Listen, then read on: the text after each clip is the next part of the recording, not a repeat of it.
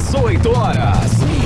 Notícias de Manaus, Amazonas, Brasil e do mundo. Agora na Mix.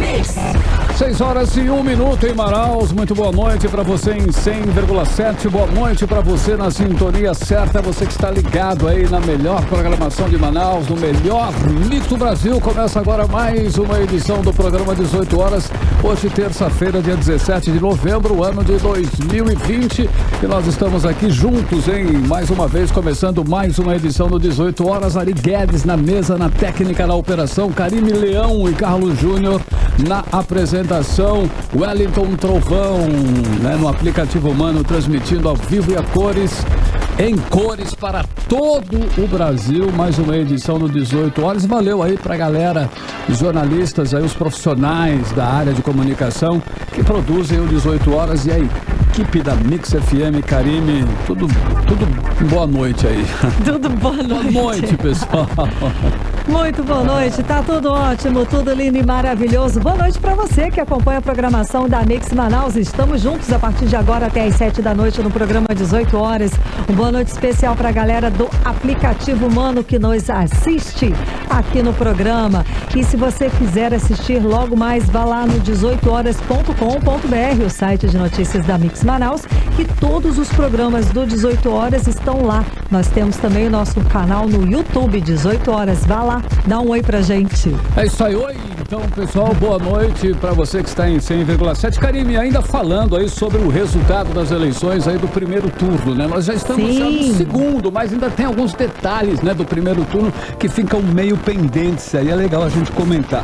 Por exemplo, o município de São Gabriel da Cachoeira, no extremo oeste do Amazonas, elegeu 10 vereadores autodeclarados indígenas. O número representa quase 77% do total de vagas ofertadas para a Câmara Municipal, que eram 13 vagas. Os dados são do Tribunal Superior Eleitoral. Exato, Carlão. O prefeito eleito de São Gabriel, Clóvis Curubão, e a vice, professora Eliane Falcão, todos do PT, também se autodeclararam indígenas. O município de São Gabriel da Cachoeira é apontado pelo IBGE como a cidade com a maior população indígena do país. E de acordo ainda com o IBGE, o último censo oficial realizado em 2010 apontou aí que 29.017 moradores eram indígenas, o que representava aí no caso 76% da população. E um levantamento feito pelo Tribunal Superior Eleitoral mostra que o Amazonas foi o estado com o maior número de candidatos indígenas nas eleições deste ano em todo o país. Até o dia 20 de outubro, quase um mês antes do primeiro turno das eleições, 497 candidatos já haviam se declarado indígenas. Muito bem, agora são 6 horas 4 minutos em Manaus. Mais uma vez, uma boa noite para você que está aí na sintonia certa, no melhor mix do Brasil. Estamos começando para você mais uma edição do programa 18 horas e nós vamos juntos, Nós vamos juntos nessa terça-feira até às 7 da noite aqui no melhor mix do Brasil. Você está ouvindo 18 horas. Bom, agora sim, a campanha do segundo turno já recomeçou, Em Manaus já está valendo. Amazonino Mendes do Podemos, o mais votado do primeiro turno, e Davi Almeida do Avante, o segundo mais votado. Agora vão ter aí menos. Estar pelo menos 50% mais um dos votos válidos para vencer a eleição e comandar a prefeitura no período aí de 1º de janeiro de 2021 a 1º de janeiro do ano de 2025. São 4 anos, cara. Exato, Carlão. Mas a propaganda eleitoral na TV e no rádio só começa na sexta-feira, dia 20. Vão ser exatamente 7 dias em que os candidatos vão usar as ferramentas do marketing, da publicidade, para conquistar o eleitor.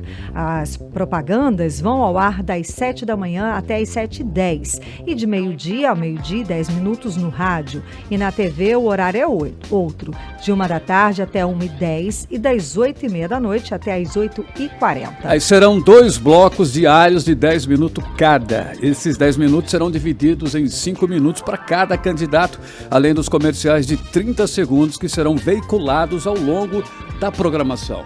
As duas coligações guardam as 7 chaves a estratégia para este segundo turno.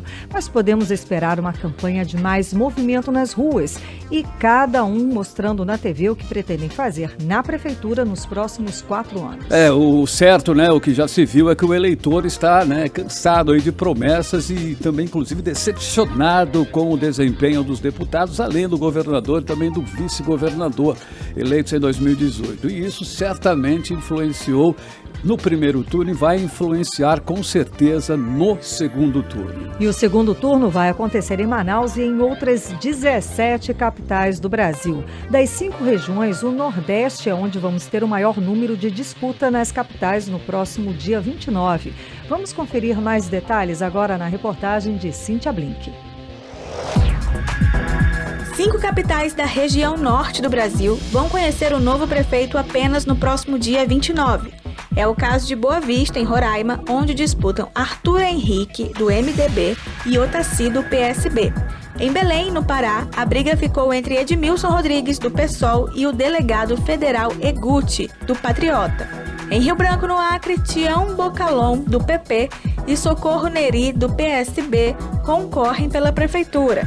Em Porto Velho, Rondônia, é Hildon Chaves, do PSB, contra Cristiane Lopes, do PP. E Manaus, no Amazonas, tem Amazonino Mendes, do Podemos, contra Davi Almeida, do Avante. Essas 5 capitais não estão sozinhas. Eleitores de outras 13 capitais do Brasil também vão precisar voltar às urnas no segundo turno das eleições municipais de 2020. A região que mais deixou a decisão para o segundo turno foi a Nordeste, com 7 capitais ainda pendentes. Além das capitais, 39 cidades levaram a disputa da prefeitura para o segundo turno, totalizando 57 cidades no Brasil. Sobre essa preferência da maioria de levar a decisão para o segundo turno, quem comenta é o cientista político Luiz Antônio Nascimento. Você tem 2 candidatos, você pode votar no candidato A em detrimento do B. Então você tem 2 e você fez uma escolha, eu quero fulano. A segunda possibilidade é você votar em branco. Votar em branco significa dizer mais ou menos assim, para mim tanto faz. Eu não tenho muita certeza, para mim tanto faz. A terceira possibilidade é você anular o voto, é você dizer, entre A e B eu não quero nenhum dos dois. Nenhum dos dois satisfaz os meus interesses, então eu não quero nem A e nem B. E a quarta forma de expressão é você não comparecer às urnas, é você se abster. Isso você está dizendo o quê? Eu não quero me meter nessa história, escolham vocês, isso é um problema de vocês. No Amazonas, somente Manaus vai para o segundo turno e todas as cidades do interior já têm seus prefeitos definidos. Cíntia Blink, para o 18 horas. Você está ouvindo 18 horas. Olha só que dado interessante, hein? Aqui no Amazonas, 3 deputados estaduais tentaram se eleger prefeitos nas eleições municipais desse ano, mas apenas um conseguiu vencer, e foi Augusto Ferraz do DEM, que vai ser o próximo prefeito lá de Iranduba, aqui na região metropolitana de Manaus. O deputado Cabo Maciel do PL, que disputou a eleição para a prefeitura de Itacoatiara, não se elegeu, ficando em segundo lugar. Já o prefeito eleito foi o servidor público federal Mário Jorge Abraim, do PSC, o mesmo partido do governador Wilson Lima. Aí o outro deputado que não conseguiu êxito, né, foi o Ricardo Nicolau, do PSD, que ficou em 4º colocado na disputa pela prefeitura aqui da capital. Bom, agora o que se espera, né, que a Assembleia volte a se reunir e que as sessões passem a ter quórum, não é verdade? Sim. Porque tem muita matéria esperando a votação em plenário. 18 horas.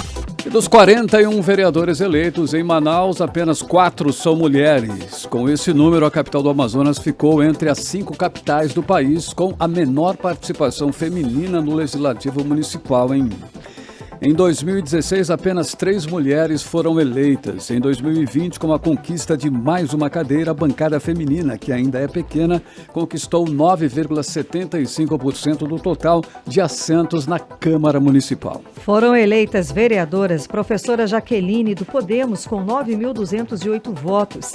Thais Alipa, do Progressistas, que teve 6.736 votos. Glória Carrante, do Partido Liberal, com 4.000 4.299 votos. E Omara Lins, do PRTB, que levou 4.278 votos. A professora Jaqueline, que já é vereadora, recebeu a terceira maior votação. E a bancada coletiva do PSOL, que era formada por 4 mulheres, teve 7.662 votos, a quinta maior votação desta eleição, mas não foi eleita porque o partido não obteve o coeficiente eleitoral necessário para que cada partido conseguisse eleger representantes para a Câmara. E este ano, 422 mulheres disputaram a vaga de vereadora aqui na capital, o número que representou 30,8% do total dos candidatos. Em todo o estado, 3.331 mulheres disputaram a eleição.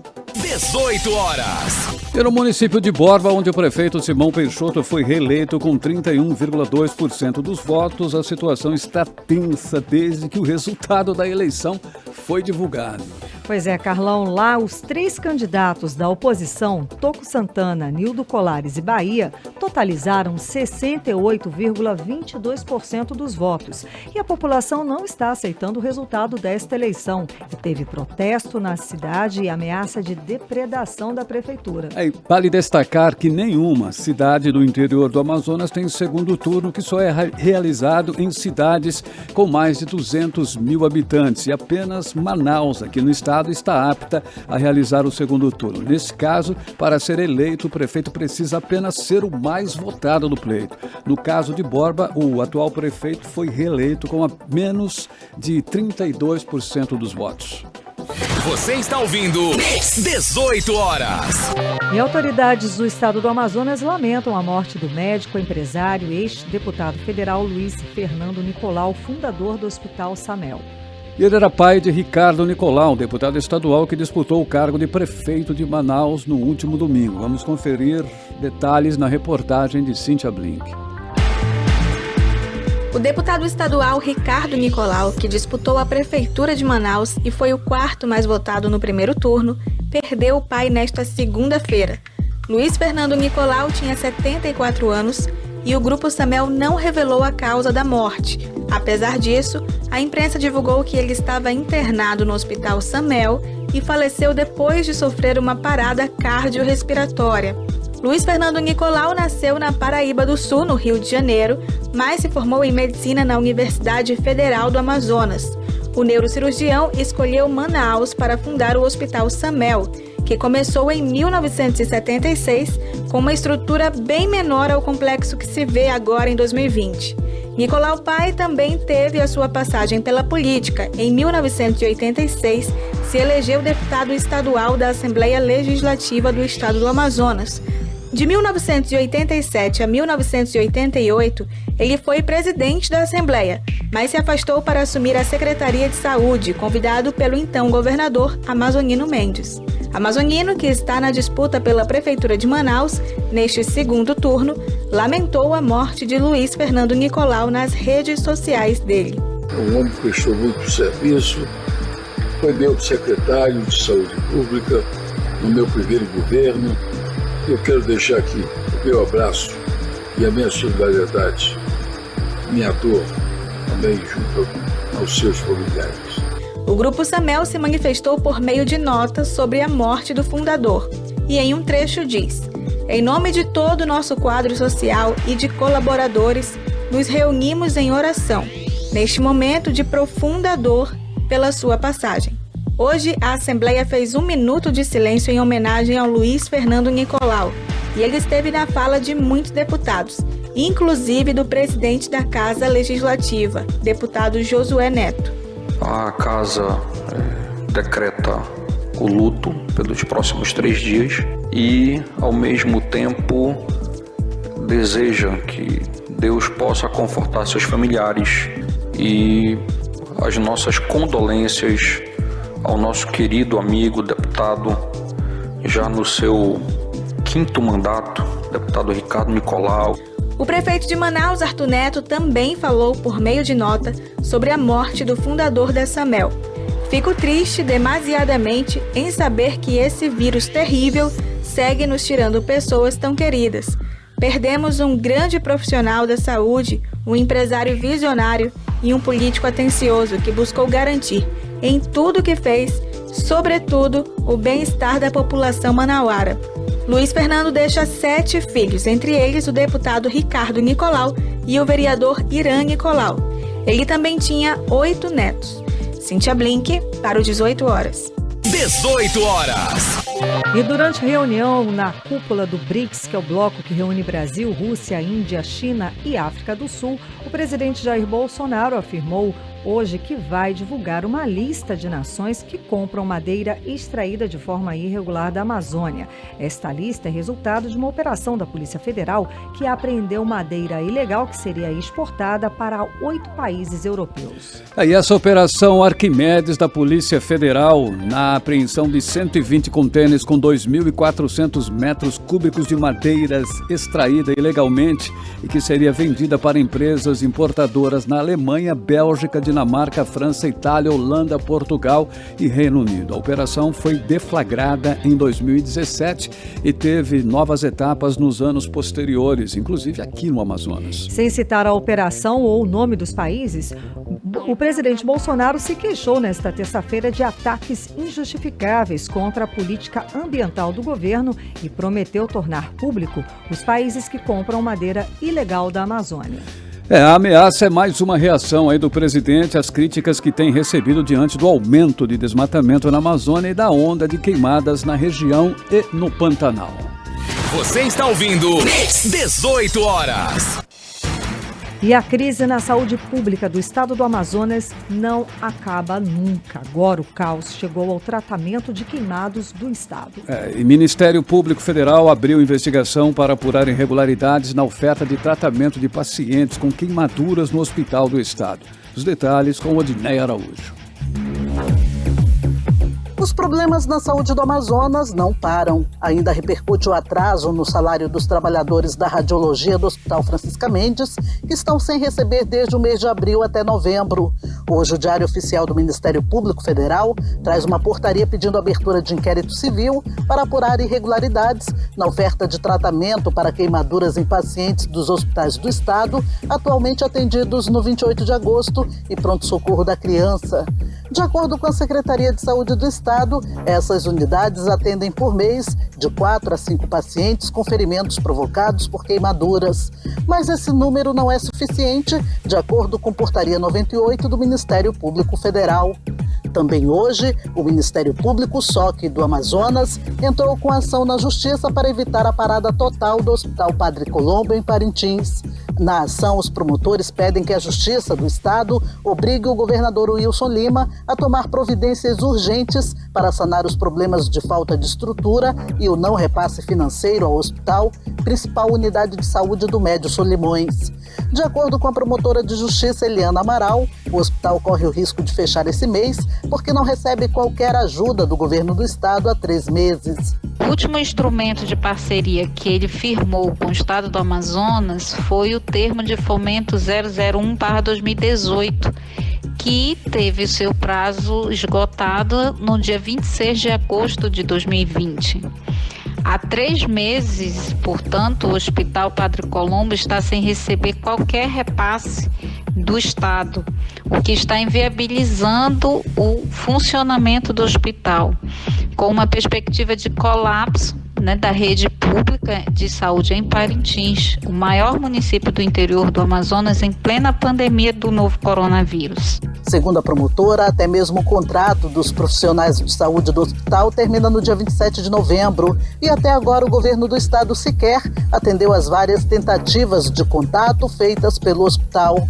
Não há um retorno da SUSAM em solicitações e tentativas de contato da administração da Diocese de Parintins com o governo estadual. Então, o hospital nos relatou que está em vias de fechar suas portas. Em razão disso, o Ministério Público ajuizou uma ação civil pública contra o Estado do Amazonas na manhã de hoje, requerendo liminarmente para que no prazo de 5 dias, em regime de urgência, o Estado realize um novo termo de fomento com o Hospital Padre Colombo para garantir um repasse imediato de recurso público ao hospital e assim garantir o seu funcionamento, No Hospital Padre Colombo, falta do medicamento ao combustível para as ambulâncias. Odineia Araújo para o 18 horas. Você está ouvindo 18 horas. Bem, 6 horas 21 minutos em Manaus, e você no melhor mix do Brasil. Hoje, terça-feira, e até 7 da noite estamos juntos com mais uma edição do programa 18 horas, e vamos abrir aí, né? Abrindo a playlist do 18 horas de hoje, vamos ouvir a parceria do DJ Calvin Harris com o cantor The Weeknd.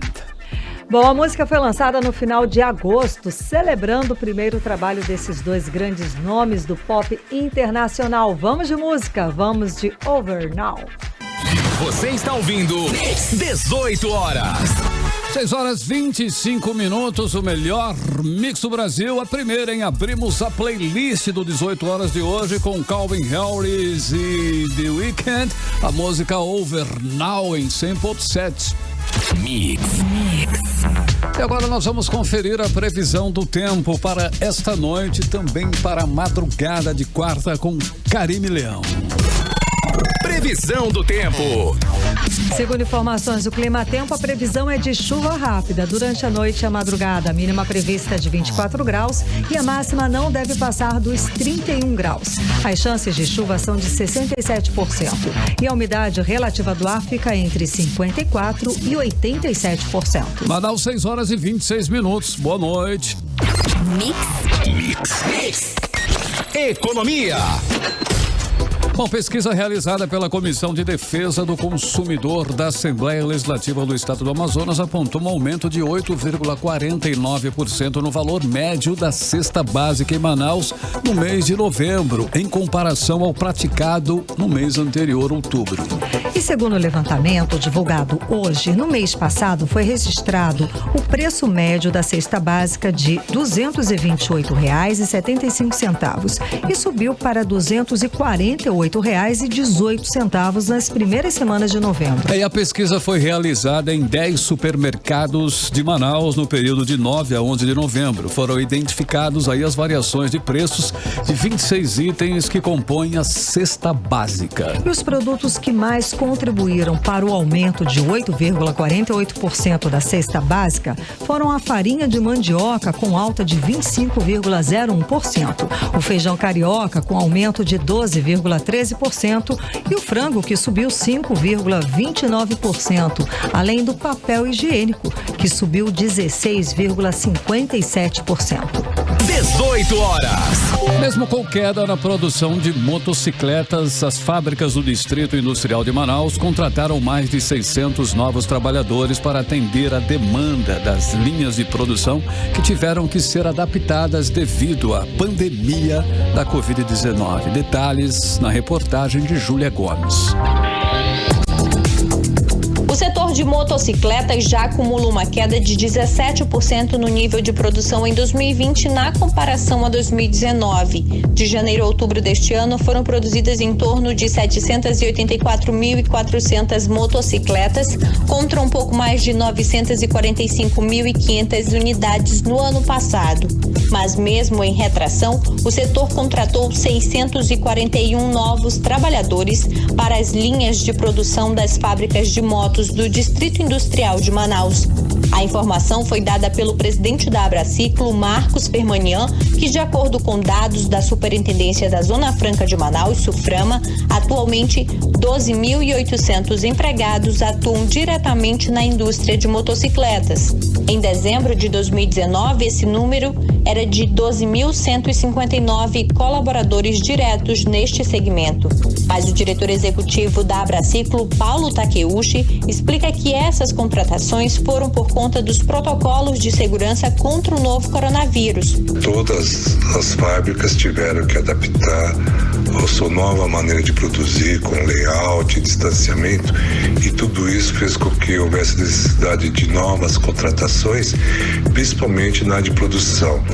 Mas estamos longe de estar num ritmo normal porque mesmo assim vamos estar fechando com números bem inferiores ao do ano de 2019. Paulo Takeuchi afirma ainda que não há previsão de novos postos de trabalho para 2021, justamente pelo fato de não se saber até quando vai o período de pandemia da Covid-19, que vem causando desequilíbrio entre a produção e a demanda de motocicletas, e se até o primeiro semestre de 2021 haverá uma vacina contra a doença. Mas ele garante que o quadro atual de funcionários será mantido para atender a produção do próximo ano. De qualquer modo, com ou sem pandemia, o fato é que 2021 ainda será um ano para podermos recuperar toda a produção perdida durante este ano de 2020. E como os postos de trabalho não foram eliminados, então nos garante que pelo menos para atender a produção 2021, o quadro atual será suficiente. Júlia Gomes para o 18 horas. Você está ouvindo 18 horas. E aqui em Manaus, um médico foi condenado por falso testemunho em processo judicial. Vamos acompanhar os detalhes dessa história agora na reportagem de Nathalie Moraes. A Justiça Federal no Amazonas condenou um médico neurocirurgião por falso testemunho durante depoimento em processo judicial em que atuava como testemunha. A denúncia foi feita pelo Ministério Público Federal depois que um atestado falso foi apresentado por um ex-servidor do MPF para justificar sua ausência no trabalho. Segundo a denúncia, o médico foi chamado a depor em diferentes ocasiões, pois o atestado do ex-servidor do Ministério Público Federal constatava a assinatura do profissional. Quando questionado em depoimento, ele negou que a assinatura constante no documento fosse dele. Após o ajuizamento da ação penal contra o ex-servidor, o médico foi chamado novamente a depor. Só que dessa vez foi na 4ª Vara Federal no Amazonas. Apesar das declarações iniciais, o médico afirmou no depoimento à Justiça Federal que a assinatura no atestado médico era dele. A mudança na declaração chamou a atenção do Ministério Público Federal e após a realização do exame grafotécnico, o laudo da perícia atestou que a assinatura constante no documento médico era do neurocirurgião. O médico foi condenado pelo crime de falso testemunho. A pena do médico foi substituída pelo pagamento de 2 salários mínimos e prestações de serviços à comunidade ou entidades públicas durante 2 anos e 3 meses. Já o ex-servidor, que havia sido exonerado do órgão quando foi processado, foi condenado por uso de documento falso. A pena de 3 anos de detenção foi substituída pelo pagamento de um salário mínimo e pela prestação de serviços à comunidade em 1 hora por dia por 2 anos. Nathalie Moraes para o 18 horas. Você está ouvindo 18 horas. Bem, 6 horas 32 minutos em Manaus. Boa noite para você na sintonia certa. Programa 18 horas, a notícia e a informação para você até às 7 da noite. Depois das denúncias de fraudes, o Conselho Universitário da UFAM aprova a comissão que vai avaliar os candidatos autodeclarados negros indígenas. A comissão está em fase de formação, mas já deve começar a atuar no próximo vestibular. Vamos aos detalhes agora na reportagem de Odiné Araújo. O Conselho Universitário da Universidade Federal do Amazonas aprovou a criação e atuação da Comissão Geral de Heteroidentificação após diversas denúncias de fraudes no sistema de ingresso por cota na UFAM. O curso de medicina é o principal alvo dessas denúncias. É que, por lei, o próprio candidato é quem se autodefine negro, índio ou quilombola, e aí ele concorre a vagas destinadas a esse público, o que aumenta as chances de ingressar na universidade. Para evitar que pessoas que não tenham direito a essas cotas sejam beneficiadas, as universidades públicas do país criaram bancas que analisam as características físicas do candidato autodeclarado negro ou índio. Na UFAM, o grupo de trabalho que criou a comissão foi coordenado pela professora Renilda Aparecida Costa. Muitas vezes pessoas que não têm esse perfil utilizam desse expediente para fraudar a entrada na universidade, né? E isso acontece muitas vezes em cursos considerados socialmente mais relevantes, né? Não que toda a formação é relevante, mas na sociedade existem alguns cursos como engenharia, medicina. Segundo a coordenadora, a partir de agora, ingressar na UFAM vai incluir a avaliação da comissão, o que garante que as cotas destinadas à reserva de vagas realmente sejam ocupadas por quem tem direito a elas. Este processo é fundamental para que a gente possa superar muitas desigualdades e exclusões sociais com relação a negros e indígenas.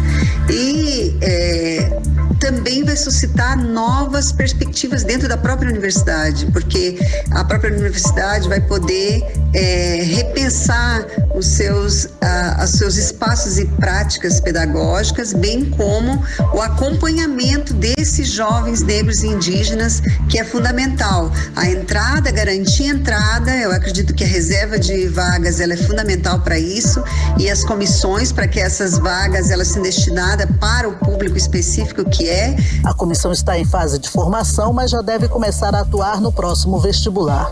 Odinei Araújo para o 18 horas.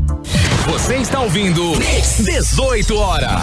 Bom, e a cada 2 dias, uma pessoa idosa vítima de discriminação procura uma delegacia para registrar ocorrência aqui na capital, em Manaus. Até o mês de outubro foram 190 casos, segundo dados da Secretaria de Segurança Pública. Bom, infelizmente, a maioria desses crimes é praticada dentro da casa dos idosos. A repórter Nathalie Moraes conversou com a titular da Delegacia de Proteção à Pessoa Idosa e traz os detalhes. Segundo o Estatuto do Idoso, condutas como discriminar, humilhar, menosprezar ou desdenhar da pessoa idosa são crimes, assim como impedir, dificultar o acesso a operações bancárias, meios de transporte ou ao direito de contratar a serviços e exercer a sua cidadania. A pena é de 6 meses a 1 ano. A discriminação devido à idade pode provocar inúmeras consequências que são relacionadas à violência psicológica e emocional, como a perda de autoestima, depressão e até mesmo levar ao isolamento social. Segundo a delegada Andréa Nascimento, responsável pela Delegacia Especializada em Crimes contra a Pessoa Idosa, a maioria das denúncias acontecem na violência cometida pelos próprios filhos. O crime de discriminação ele está previsto no artigo 96 do Estatuto do Idoso e fica caracterizado quando uma pessoa pratica o ato de impedir ou dificultar o acesso de uma pessoa idosa a operações bancárias, aos meios de transportes, ao direito de contratar ou a qualquer outro ato que seja necessário ao exercício da sua cidadania. Mas também vai incorrer no crime de discriminação aquele que menosprezar, humilhar, diminuir uma pessoa idosa. O crime de discriminação ele pode ser cometido tanto em âmbito familiar, quando o idoso ele é discriminado pelo próprio filho, pela própria filha, por um familiar próximo, né? Ou seja, dentro da relação íntima de afeto, ou por terceiros, que é o mais comum.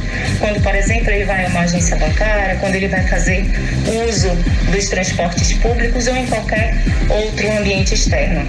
A Miss Idosa Amazonas 2019, Marisete Brandão, de 66 anos, defende que a terceira idade é a melhor fase da vida e incentiva que o idoso faça sua denúncia em caso de discriminação. As pessoas sempre têm um preconceito por ser idoso, que eles ainda acham que o idoso é aquele idoso que tem que ficar em casa cuidando de neto, embora o idoso, ele pode sair, ele pode passear, ele pode ir para uma avenida, ele pode fazer um monte de coisa, porque o idoso de 20 anos atrás não é mais o mesmo da agora. O da agora ele tem mais liberdade, ele pode usufruir mais a vida, principalmente mais amor ao próximo e o respeito do idoso, porque ainda há pessoas que não respeitam o idoso. As vítimas do crime de discriminação podem denunciar os crimes pelo número 3214-5800 ou pelo 181, Disque Denúncia da Secretaria de Segurança Pública aqui do estado. Nathalie Moraes para o 18 horas. Você está ouvindo 18 horas.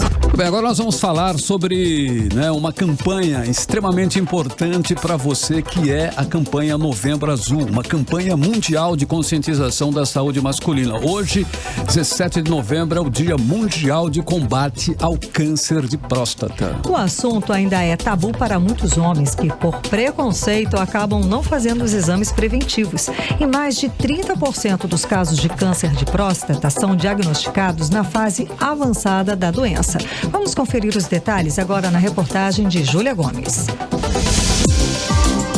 Medo, vergonha e falta de conhecimento sobre o exame estão entre os motivos que levam boa parte dos homens a um diagnóstico tardio do câncer de próstata. Cerca de 30% dos casos são diagnosticados na fase avançada da doença, o que dificulta o tratamento e reduz as chances de cura. No Amazonas, a estimativa do Instituto Nacional do Câncer, o INCA, aponta que 480 novos diagnósticos devem ser registrados até o final deste ano. Na tabela geral, o câncer de próstata, que antes ficava em segundo lugar, perdendo para o câncer de pele não melanoma, agora é o de maior incidência entre os homens amazonenses.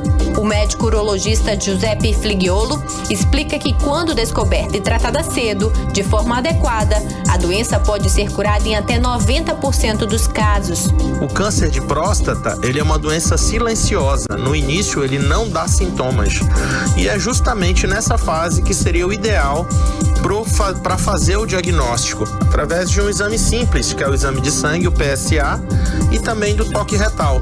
Quando existe suspeita em algum desses exames, ou no PSA ou no toque retal, está indicado fazer uma biópsia. Quando a biópsia vem positiva para câncer de próstata, existem várias formas de tratamento, dentre elas a cirurgia. E para chamar a atenção para os cuidados com a saúde do homem, a campanha educativa Novembro Azul reforça a importância do rastreio do câncer de próstata, levando ao diagnóstico precoce e salvando vidas. Ainda de acordo com o INCA, no Brasil, por ano, mais de 65 mil homens são diagnosticados com a doença e acomete homens a partir dos 40 anos, como explica o urologista. Normalmente acomete indivíduos a partir da 4ª, 5ª, 6ª década de vida e recomenda-se fazer o exame anual a partir de 50 anos e para quem tem algum antecedente na família, pai, irmãos, tios que tiveram problema de câncer de próstata a partir de 45 anos. Portanto, essa é a dica: seja herói da sua própria saúde, previna-se, faça o diagnóstico precoce, faça o tratamento correto e tenha uma vida longa, plena e saudável. Júlia Gomes para o 18 horas. 18 horas. E o governador Wilson Lima anunciou hoje, terça-feira, que as aulas presenciais nas escolas da rede pública estadual de ensino vão ser retomadas no próximo dia 23 de novembro em 12 municípios da região metropolitana de Manaus. Ao todo, 50 mil alunos retornam às aulas nas salas de aula de maneira híbrida e com todos os protocolos de prevenção e segurança estabelecidos pela Fundação de Vigilância em Saúde contra a Covid-19. Agora 6h42. Boa noite. 18 horas. Bora com a segunda da playlist de hoje, hein?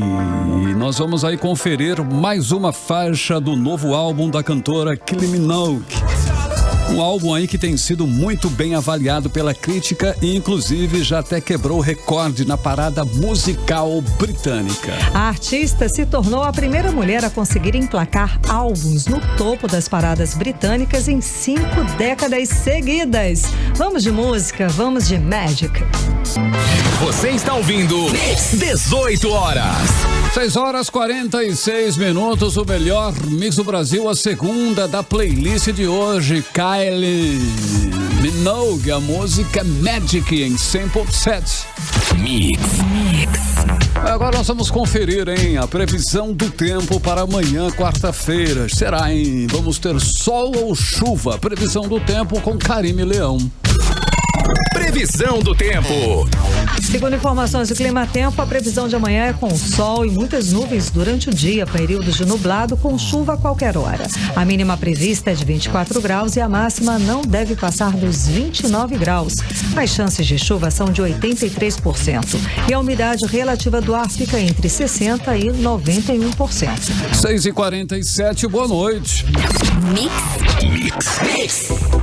A Caixa fez hoje o pagamento de 423 milhões de reais referente à terceira parcela do auxílio emergencial, extensão para 1,6 milhão de beneficiários do Bolsa Família com final do número de identificação social, que é o número 1. Ao todo, mais de 16 milhões de pessoas cadastradas no programa Bolsa Família foram consideradas elegíveis para a segunda parcela do auxílio e vão receber no total 4,2 bilhões de reais durante o mês de novembro. E vale destacar que para quem tem o Bolsa Família, nada muda. O recebimento do auxílio emergencial e extensão atende aos mesmos critérios e também datas do benefício regular, permitindo a utilização do cartão nos canais de autoatendimento, unidades lotéricas e também correspondentes Caixa Aqui ou por crédito na conta Caixa Fácil. Para o pagamento do auxílio, os beneficiários do Bolsa Família tiveram a avaliação de elegibilidade feita pelo Ministério da Cidadania e recebem o valor do programa Bolsa Família complementado pela extensão do auxílio emergencial em até R$300 ou R$600 no caso de mãe solteira.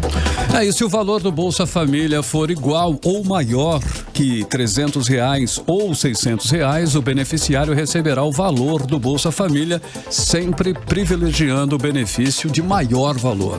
18 horas. Para evitar a cassação da permissão de taxistas e mototaxistas de Manaus com dívidas junto ao município, que somam mais de 60% dos permissionários, a Prefeitura oferece negociação dos débitos com desconto de até 100% dos juros e multas. Vamos aos detalhes com a repórter Júlia Gomes. O intuito é evitar que taxistas e mototaxistas com dívidas junto à Prefeitura de Manaus tenham a concessão cassada. Os débitos referem-se às taxas municipais de vistoria e principalmente com relação ao licenciamento anual. Juntos, 62% dos permissionários de táxi e mototáxi da capital estão inadimplentes, percentual que para o vice-presidente de transporte do Instituto Municipal de Mobilidade Urbana, Pedro Carvalho, é assustador. Mototaxista, 42% estão inadimplentes e os taxistas, 20%. Por isso, a gente está alertando para que procure o órgão, aproveite essa oportunidade que a Prefeitura está dando para que você regularize a sua situação. Esses permissionários podem pagar as dívidas seguindo o regulamento do Refis Municipal, que concede desconto de até 100% dos juros e multas aplicadas, desde que o pagamento da dívida seja à vista. Mas o IMU também oferece condições de parcelamento, como explica Pedro Carvalho. A categoria pode, qualquer uma delas, taxista ou mototaxista ou outras, podem solicitar as isenções aqui no IMMU ou parcelar com 80% de desconto em cima dos juros e multas. Por isso nós estamos convocando para que até o dia 30 de dezembro o permissionário venha quitar para evitar sofrer um processo que termina com a cassação da permissão. A negociação é feita na sede do IMU, que fica no bairro Cachoeirinha, na Zona Sul, e segue até o dia 30 de dezembro, com a distribuição de senhas por ordem de chegada até as 2 da tarde de segunda a sexta-feira. Júlia Gomes para 18 horas. 18 horas.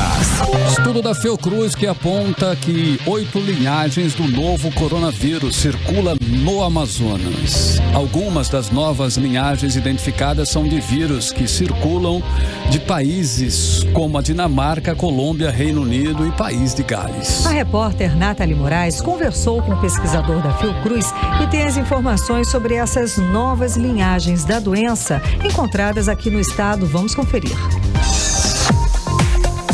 Em 9 meses, desde o surgimento dos primeiros casos de Covid-19 no Amazonas, Pesquisadores da Fiocruz Amazônia já sequenciaram 79 genomas do SARS-CoV-2, a partir de amostras obtidas em 18 municípios do interior aqui do estado. A pesquisa contou com a parceria da Fundação de Vigilância em Saúde do Amazonas, por meio do Laboratório Central de Saúde Pública, o LACEN. Dentro de uma estratégia de vigilância de vírus emergentes, reemergentes e negligenciados, iniciadas há mais de 5 anos. Liderada pelo pesquisador e vice-presidente de pesquisa e inovação da Fiocruz Amazônia, Felipe Naveca, o estudo encontrou 8 linhagens do novo coronavírus circulando aqui no nosso estado, o que sugere que ao menos 8 introduções do SARS-CoV-2 no Amazonas. Hoje nós temos 8 linhagens circulando no estado do Amazonas. 7 na capital, Manaus, e mais uma que só foi encontrada na fronteira com a Colômbia. Significa que pelo menos 8 vezes o vírus entrou no estado do Amazonas, seguindo entradas diferentes. Então mostra que a diversidade desse vírus circulando aqui no estado foi bem maior até do que a gente imaginava. Outra importante descoberta foi a identificação de 4 linhagens que ainda não haviam sido sequenciadas aqui no Brasil. As 4 novas linhagens identificadas são a B107, B111, B112, B135, que circulavam em países como a Dinamarca, Colômbia, Reino Unido, País de Gales. Com essas, sobem para 30 o número de linhagens encontrada em todo o país. Segundo o pesquisador, essas mutações são comuns em todos os tipos de vírus. Bom, primeiro é importante dizer que as mutações são um fenômeno comum. Isso acontece em todos os vírus, principalmente nos vírus de genoma RNA, como é o caso do coronavírus. E não necessariamente elas tornam o vírus mais brando pra gente. Por exemplo, a gente convive há mais de 100 anos com o HIV, nós convivemos há alguns séculos com o dengue e não fez o dengue se tornar mais brando. Então esses 2 exemplos mostram que eventualmente sim pode surgir uma mutação que torne o vírus mais brando para os seres humanos, mas não é necessariamente uma regra, como acontece com esses 2 casos que eu mencionei. As amostras sequenciadas encontradas aqui no estado são dos municípios de Anori, Altazes, Careiro, Iranduba, Itacoatiara, Jutaí, Lábrea, Manacapuru, Manaquiri, Manicoré, Maués, Nova Olinda do Norte, Parintins, Presidente Figueiredo, Santa Isabel do Rio Negro, Santo Antônio do Içá e Tabatinga, além da nossa capital, Manaus. O pesquisador reforçou a importância do sequenciamento do novo coronavírus e a continuidade desse tipo de trabalho, inclusive para protocolos de diagnóstico e para a conclusão da vacina contra a doença. Porque não necessariamente uma linhagem ela vai escapar da vacina, que é o que a gente chama de escape vacinal, né? Por exemplo, para o vírus do sarampo, que é um vírus que nós já conhecemos há muito mais tempo, existe uma única vacina e existem 24 subtipos do vírus do sarampo, e todos eles são protegidos com a mesma vacina.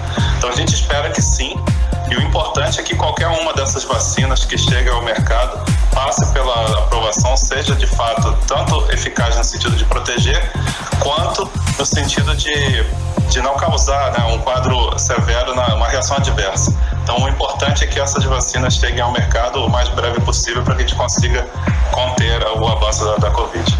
Nathalie Moraes para o 18 horas. 18 horas. 6h55, o melhor mix do Brasil. Vamos fechar a playlist do 18 horas de hoje com a diva pop Katy Perry, que lançou o clipe oficial do remix feito para a faixa Resilient, que é uma das músicas que faz parte do novo disco de estúdio da cantora. Carlão, e a música tem a participação do DJ Chesto, que produziu a música e também conta com vocais da cantora espanhola Aitana. Vamos de música, vamos com Resilient. Você está ouvindo 18 horas. Também 6h59, o melhor mix do Brasil. Fechamos assim a terceira da playlist. Katy Perry, Tiesto e Aitana. Música Resilient em 100.7. 18 horas. E agora nós vamos atualizar os números da Covid-19 aqui no Amazonas e no Brasil com Karine Leão. E o boletim diário Covid-19 da Fundação de Vigilância em Saúde do Amazonas, divulgado nesta terça-feira, traz o registro de 906 novos casos de Covid-19 Covid-19, elevando para 170.458 o número de casos confirmados em todo o estado. Conforme o boletim, foram confirmadas 24 mortes por Covid-19, elevando para 4.723 o total de mortes no estado do Amazonas. E no Brasil, segundo o levantamento do consórcio de veículos de imprensa, a partir de dados das secretarias estaduais de saúde, o Brasil tem hoje 160.101 mortes por coronavírus. 160.101 mortes por coronavírus. O país soma 5.881.032 casos confirmados da doença.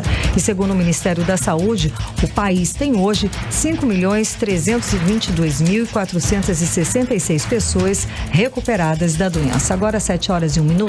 Seguimos direto para o editorial 18 horas. Editorial 18 horas. Bom, hoje chamamos a atenção para o fato de que o Brasil voltou a registrar alta na taxa de transmissão da Covid-19, segundo dados divulgados hoje pelo Imperial College no dia 10 desse mês, e o índice estava em 0,68.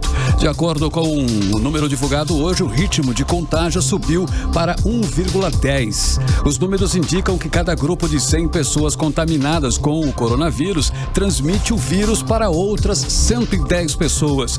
Ou seja, um infectado pode transmitir a doença para mais de uma pessoa, aumentando as chances de propagação. O índice de 0,68 foi o menor já registrado no país desde abril. Até o início da tarde de hoje, o Brasil registrava 166.101 mortes por coronavírus, de acordo com o levantamento do consórcio de veículos de imprensa, a partir de dados das secretarias estaduais de saúde.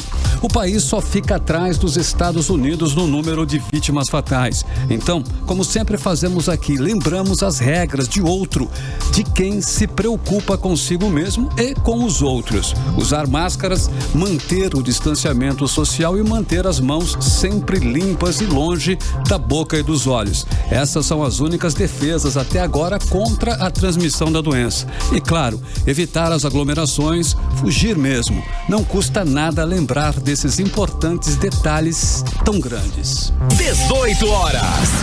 7:02. Fechamos mais uma edição do 18 horas, Karime. Boa noite, um beijo, até amanhã. Até amanhã. Continue bem, continue em 100,7 amanhã. E quarta-feira, a partir das 6 da tarde, estamos de volta aqui no Melhor Mix do Brasil com mais uma edição do 18 horas. Você ouviu 18 horas. As notícias do Brasil e do mundo. De volta amanhã.